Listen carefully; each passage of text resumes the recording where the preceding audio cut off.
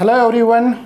NTA ने जो NEET 2022 के लिए जो टाई ब्रेकिंग पॉलिसी जो दी है, उस टाई ब्रेकिंग पॉलिसी को समझना आपके लिए ज़रूरी है, क्योंकि अगर कैंडिडेट्स के मार्क्स सेम आते हैं तो उस केस में ये टाई ब्रेकिंग रूल्स को जो है फॉलो किया जाएगा। ठीक है, तो टाई ब्रेकिंग रूल्स जो हैं वो देखिए इस तरीके से हैं कुछ।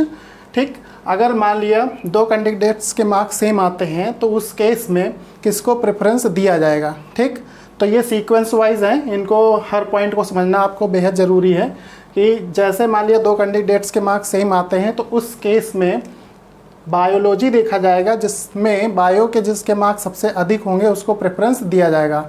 अगर मान लिया बायो के भी मार्क्स सेम हैं तो उस कंडीशन में केमिस्ट्री के मार्क्स देखे जाएंगे। अगर केमिस्ट्री के मार्क्स भी सेम हैं, ठीक, तो फिर फिज़िक्स देखा जाएगा।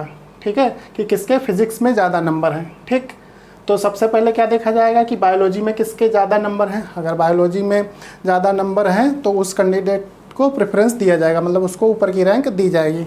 अगर बायो में भी नंबर सेम है तो उस कंडीशन में केमिस्ट्री के मार्क्स देखे जाएंगे कि किसके मार्क्स केमिस्ट्री में ज़्यादा हैं। ठीक, अगर केमिस्ट्री के भी सेम आते हैं तो फिर फिज़िक्स में देखा जाएगा कि फ़िज़िक्स में किसके नंबर अधिक हैं।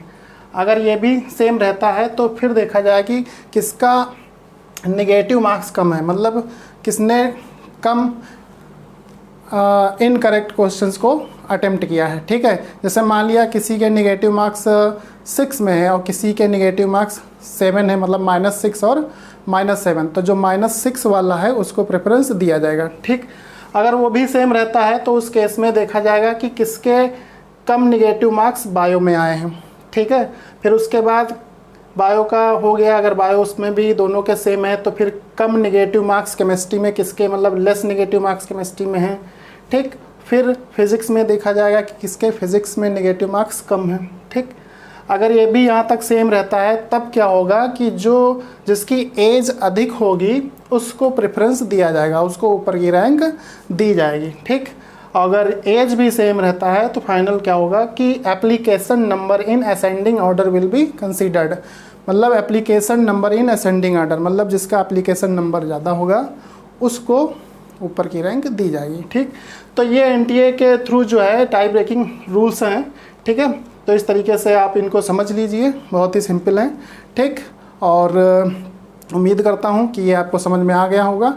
ठीक है, और अपनी तैयारी को जो है बेहतर करते रहिए ताकि आपको जो है अच्छे से अच्छे मार्क्स मिलें। ठीक है, तो मेरी तरफ से ऑल दी बेस्ट।